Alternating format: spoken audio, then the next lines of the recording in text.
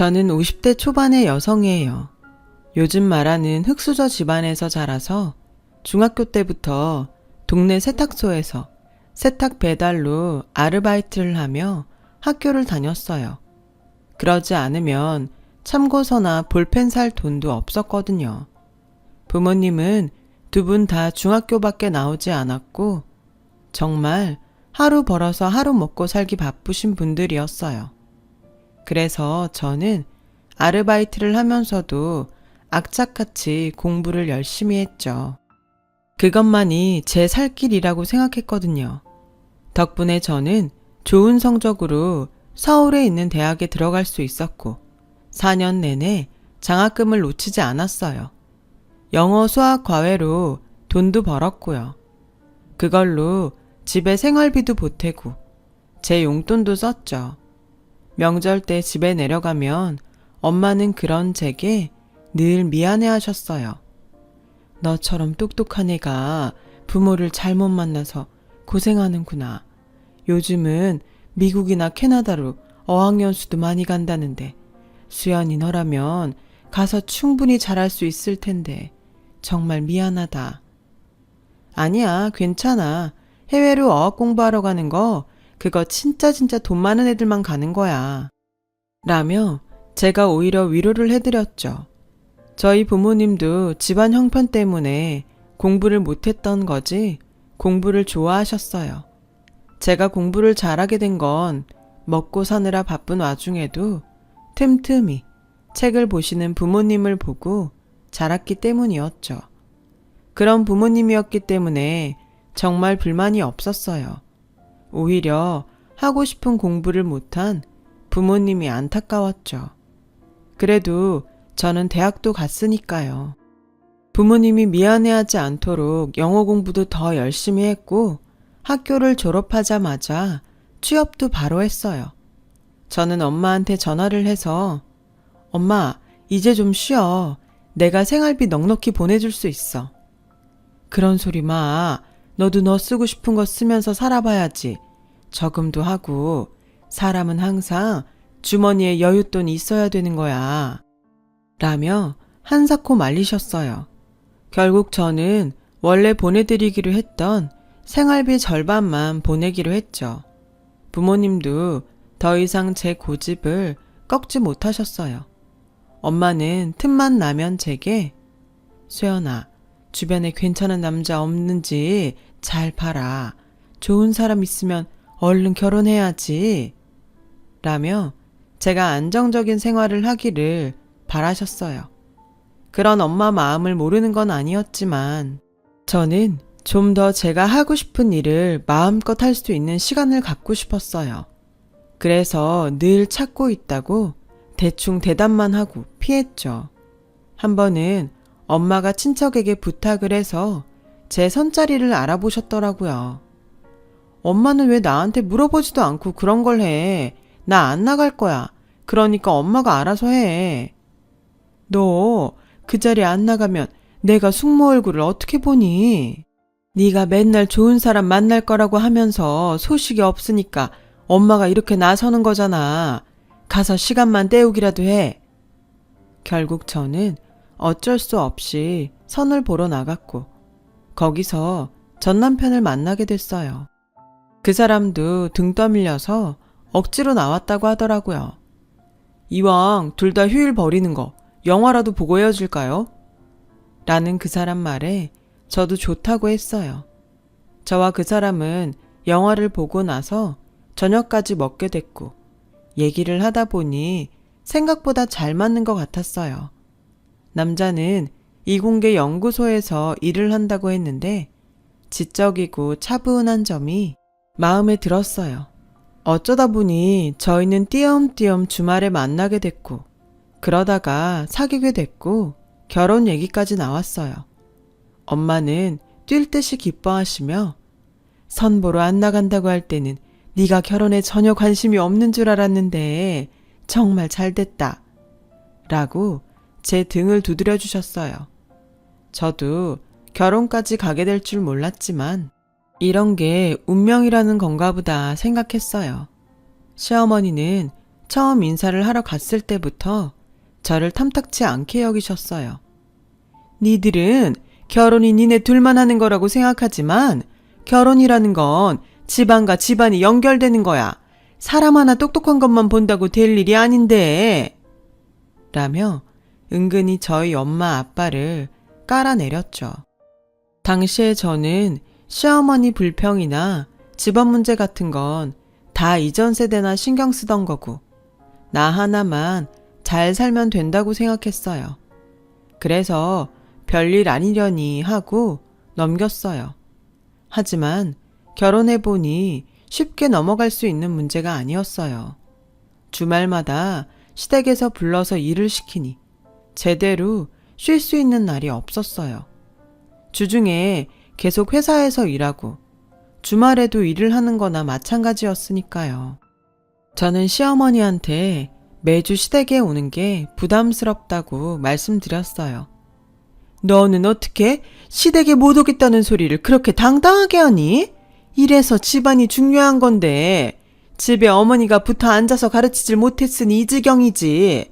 자기가 무슨 대단한 떼돈이라도 번다고 회사 다니는 거 가지고 유세를 떠는지 모르겠네. 어머니, 제가 마음에 안 드시면 저한테만 뭐라고 하시면 되죠. 친정어머니 얘기는 하지 않으셨으면 해요. 저희 엄마 누가 뭐래도 열심히 사셔서 저 이만큼 키워주신 분이세요. 이렇게 한마디도 지지 않고 따박따박 말대답을 하니 너한테 무슨 말을 하겠니? 이래도 니네 애미가 널 잘 가르쳤다고 말할 수 있어? 아유, 머리야. 라며 머리를 싸매고 드러눕는 거였어요. 남편은 남편대로 저에게 짜증을 냈어요. 당신은 엄마 비위 하나 못 맞춰서 꼭 시끄럽게 만들더라. 결혼한 지 반년이나 됐는데 이쯤 됐으면 우리 엄마 성격 알 거 아냐. 다른 데에는 그렇게 똑똑하게 굴면서 왜 그거 하나를 못해? 내가 당신 어머니 비위 맞추려고 결혼한 거 아니잖아. 나는 내 인생 살려고 결혼한 거야. 그건 당신도 마찬가지 아니야? 근데 왜 당신 어머니 때문에 이렇게 우리 생활이 불편해져야 되는 거야? 당신 어머니? 지금도 당신 어머니, 내 어머니 그런 거 따지는 거야? 그런 마음이니까 주말에 가는 것도 귀찮은 거야. 엄마 보고 뭐라고 하기 전에 당신 태도부터 고쳐. 라며 싸우기 일쑤였어요. 그래도 시댁 일 아니면 둘 사이에는 문제가 없었고 평소에는 잘 지냈기 때문에 시어머니와의 관계만 해결하면 괜찮을 거라고 생각했죠. 마침 주말이어서 제가 시댁에서 집안일을 하고 있을 때였어요. 도련님이 결혼할 사람을 집에 데려왔어요. 부모님이 교수라던 그 여자는 대학에서 순수 미술을 전공했고 지금은 디자인도 하고 화실에서 학생들도 가르친다고 하더라고요. 딱 보기에도 온실 속 화초처럼 곱게 자란 티가 났어요. 시어머니는 연신 싱글벙글하며 좋아하시더라고요. 어쩌면 이렇게 얌전하고 곱냐. 우리 성수가 여자 보는 눈은 있구나.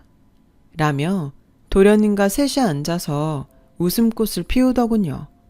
그러다가 도련님이 제게 형수, 우리 진아 매운 거 못 먹는데 씻어 먹을 물그릇 좀 갖다 주세요. 그리고 무슨 손님 음식을 이렇게 맵게 해요? 먹는 사람 불편하게. 라고 하자 남편이 듣다가 야, 형수가 네 시중 드는 사람이야? 어디서 앉아서 이래라 저래라 말이 많아. 네 손님이니까 네가 물그릇 갖다 줘. 그리고 매운 걸 못 먹으면 못 먹는다고 미리 말해줬으면 될 거 아냐? 우리 집 식구들 매운 거 좋아하니까 맵게 한 거잖아. 저는 속으로 그렇게 말해주는 남편이 고마웠어요. 그러자 시어머니가 일어나서 부엌으로 오며 됐다. 내가 하마. 이런 걸로 손님 불러놓고 시끄럽게 하는 거 아니다. 이럴 때 집에서 일하는 사람이 눈치 있게 나서주면 얼마나 좋아. 라며 은근히 저를 눈치 주시더라고요. 저는 동서가 될 사람 앞에서 일이 더 커지게 하고 싶지 않아서 아무 말도 안 하고 가만히 있었어요. 나중에 집에 와서 남편에게 시댁에서 편들어줘서 고맙다고 했더니 솔직히 엄마 말 틀린 거 없지. 당신이 좀 눈치 있게 성수한테 재수씨가 매운 거 잘 먹는지 물어만 봤어도 이런 일 없었잖아. 내가 장바다가 일하기도 바쁜데 어느 틈에 그런 걸 물어봐. 당신은 시댁에서 무슨 일 있으면 꼭 나 때문에 생긴 것처럼 이런 식으로 말하는데 자꾸 이러면 나 그냥 아무 말 안 하고 시댁 안 갈 거야. 일은 일대로 하고 문제 일으키는 사람 취급받는데 내가 더 잘해서 뭐 하겠어? 그리고 당신은 나처럼 우리 친정 가서 일해. 왜 나만 주말마다 효도해? 당신도 똑같이 해야지. 라고 하자 남편은 그제야 입을 다물더군요. 저한테는 시댁에 가서 앞일까지 예상하며 눈치 있게 다 잘하기를 바라면서 자기는 우리 집에 가는 것조차 부담스러워하는 걸 보고 저는 정말 속이 꽉 막히는 기분이 들었어요. 친정엄마는 제가 연락하면 잘 살고 있지? 나는 너만 잘 살면 된다. 다른 거 바라는 거 없어. 친정 자주 못 온다고 서운해하지 말고 이서방이랑 잘 살아.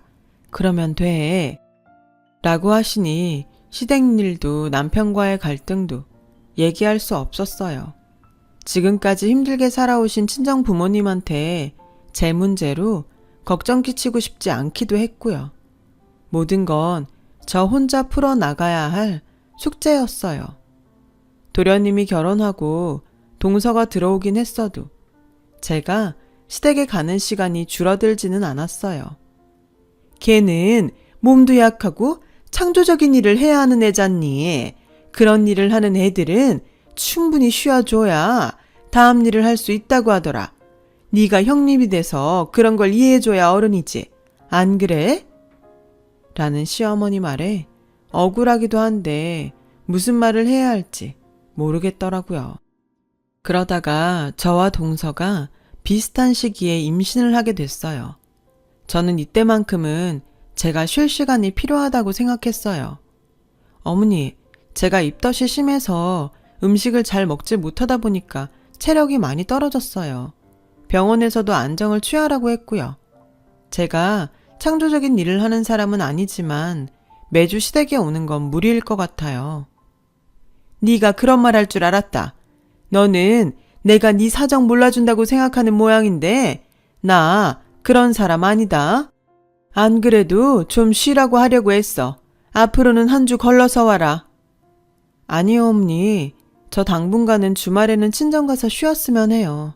안 그러면 제 체력이 못 버틸 것 같아요. 아니, 그러면 성준이 밥은 어떻게 하고? 주말에 한 번 정도는 그 사람이 챙겨도 괜찮아요. 어머니, 웬만한 건 제가 다 해놓고 갈 거고요. 참, 너도 별스럽다. 나 망가진 애 가진 것도 아니고 둘째는 아무 소리 없는데 왜 너만 유난인지 모르겠구나. 어머니, 동서는 지난주부터 아예 친정에 가 있다고 하던데요. 혹시 서방님이 얘기 안 하셨어요? 라고 하자 시어머니는 그제야 아무 말도 하지 않았어요. 시어머니는 못마땅해서 어쩔 줄 몰랐지만 저는 두 눈 딱 감고 제 주말 휴식을 챙기기로 했어요. 남편은 친정에 오는 게 그렇게 부담스러운지 어떻게든 오지 않으려고만 했죠. 당신 집에 올 때 내가 꼭 데리러 가야 되는 건 아니지? 택시 불러서 타고 와. 그게 더 편하잖아. 당신은 그렇게 우리 집에 오기 싫으면서 나 시댁 가는 건 아무렇지 않나 봐. 당신은 우리 집 가는 거 불편했어? 말을 하지 그럼. 나는 말을 안 하니까 몰랐지. 라며 변명하기 바빴어요. 그러면서 시간은 흘렀고 산딸이 돼서 회사에 출산휴가를 냈어요. 동서도 일을 다 접고 집에서 누워서 지낸다고 하더라고요. 예정일은 제가 동서보다 한 달 정도 빨랐어요. 진통이 시작되자 시어머니는 전화로 예, 전에 의사가 제왕절개 어쩌고 했다며. 제왕절개는 절대 안 된다. 알았지? 라고 하시더라고요. 병원에서는 제 골반 구조 때문에 제왕절개를 해야 한다고 했지만 시어머니는 전화로 계속 안 된다고 고집하셨어요. 동의해줄 남편은 연락을 해도 닿지 않았고요. 혼자서 너무 고통스러운 시간을 보내고 있는데 친정엄마가 먼저 오셨어요. 시어머니는 와보지도 않고 자꾸 전화만 하셨어요. 너 절대 제왕절개하면 안 된다. 잘못하면 애 몸에 칼자국 남기도 하고 지능도 떨어진대. 그래도 제왕절개 할 거 아니지?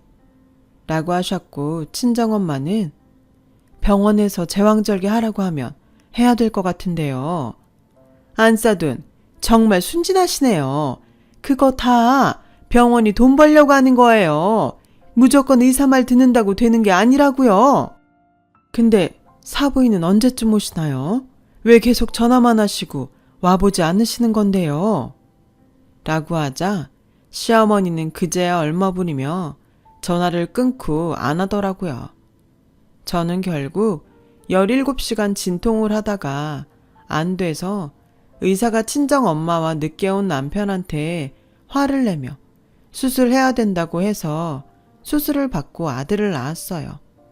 아프기도 다 아프고 수술까지 하게 된 거죠. 남편은 겨우 눈을 뜬 저에게 그냥 장모님한테 사인하라고 하고 수술 받지. 뭐하러 날 기다렸어. 나 진짜 중요한 외부 인사가 와서 자리를 못 비웠단 말이야. 라고 하는데 오만 정이 다 떨어지더라고요. 더는 말도 하고 싶지 않아서 남편을 제대로 쳐다보지도 않았고 남편은 그런 제 눈치만 봤어요. 그렇게 제가 아이를 낳고 한 달이 좀 못 됐을 때 동서가 아이를 낳으러 간다고 연락이 왔더라고요.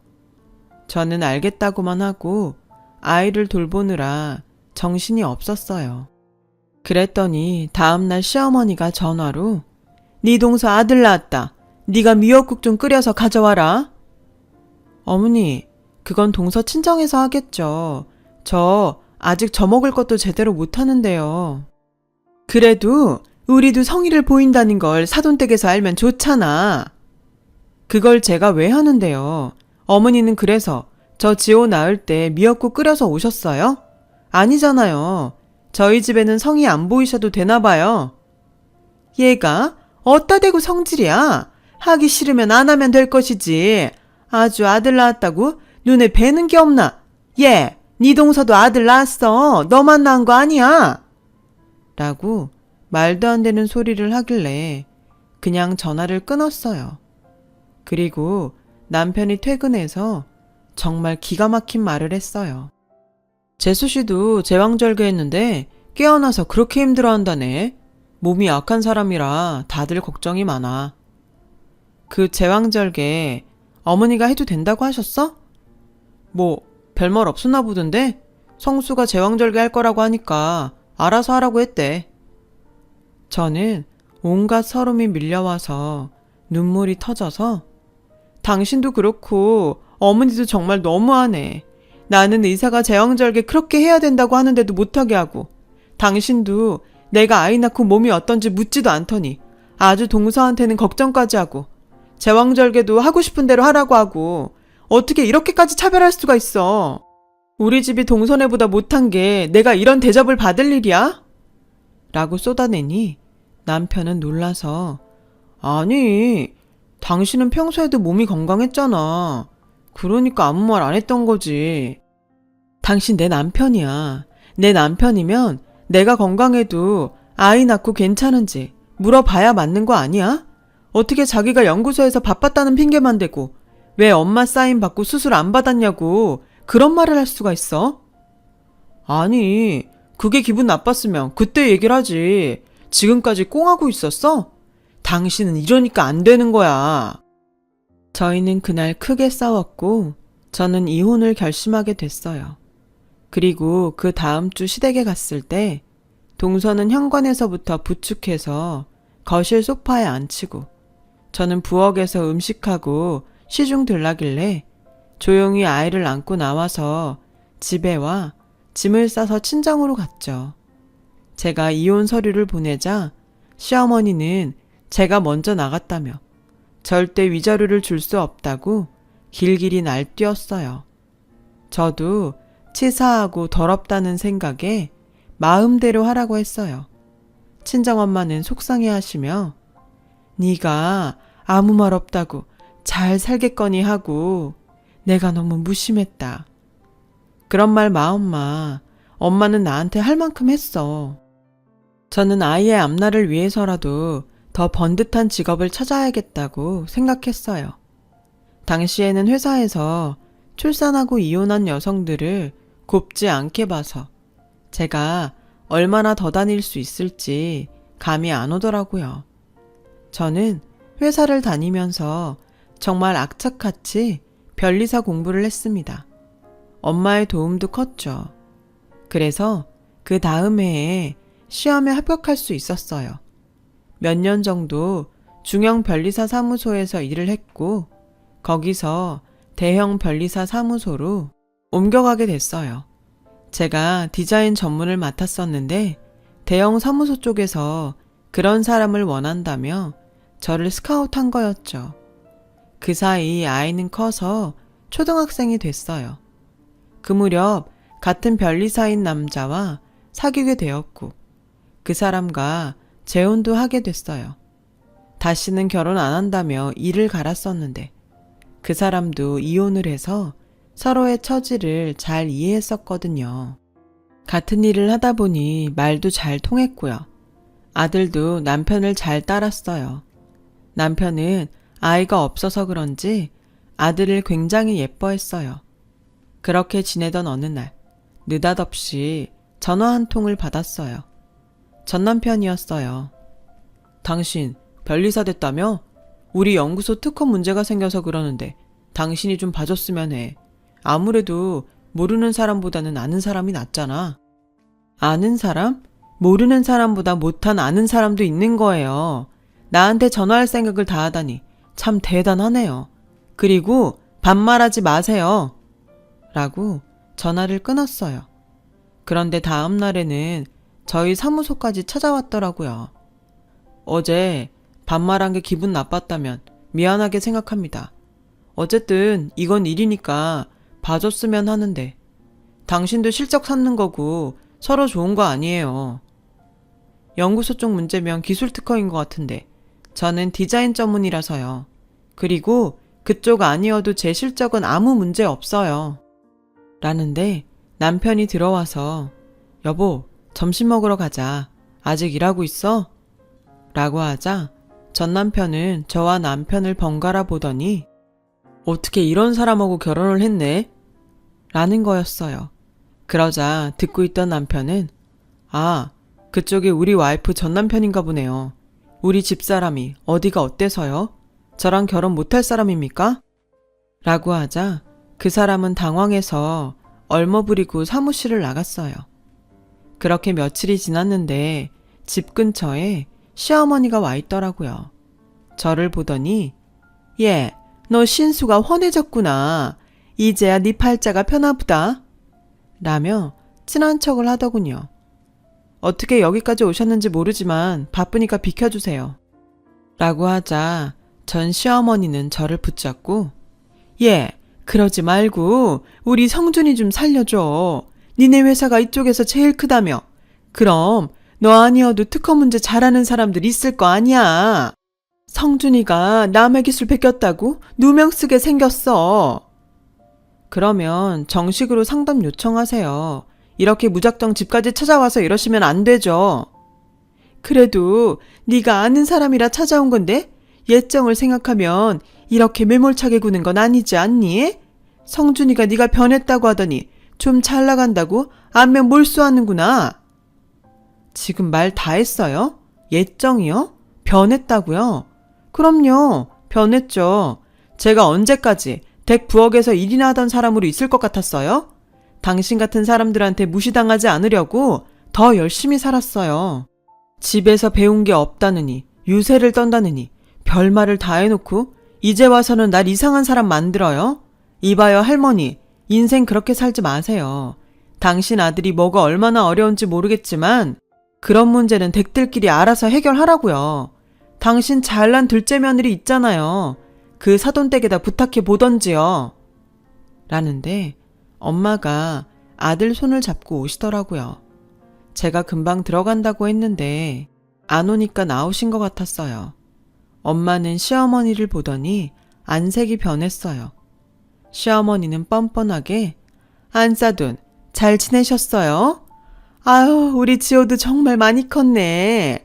할머니야. 하는데 친정엄마가 시어머니를 확 밀치며 감히 어디다 손을 대요? 당신이 우리 지호 태어났을 때부터 병원을 한번 와보기랬어. 애를 안아줘 보기랬어. 그래놓고 이제 와서 할머니? 웃기지 마. 양육비 한번 줘본 적 없으면서 할미 행세는 하고 싶어? 저리 가요 얼른. 우리 딸도 괴롭히지 말고. 안 그러면 나 가만 안 있어요. 경찰 부를 거야. 라고 하자 시어머니는 더 이상 말을 못하고 자리를 떠났어요. 알고 보니 전 남편은 동서가 용기 디자인을 한 다른 화장품 회사 물건을 보고 그 회사가 출시도 하기 전에 자기가 갖다가 그대로 베끼고서 특허 신청을 했다고 해요. 그게 알려져서 동서도 그쪽 회사에 배상금을 물고 일도 끊겼고 남편은 소송을 당했다고 하더라고요. 어차피 그 문제는 변호사가 할 일이라서 제가 할 수도 없는 거였지만 그런 일이 생기자 저를 찾아왔다는 게 너무 황당했어요. 얼마나 저를 우습게 생각하면 그랬을까 싶기도 했죠. 그 후로도 시어머니와 전 남편은 몇 번 저를 찾아오고 저한테 미안하다고 사과도 했지만 받아주지 않았어요. 남편은 전 시댁에 한 번만 더 찾아오면 양육비를 주지 않는다고 고소하겠다고 했죠.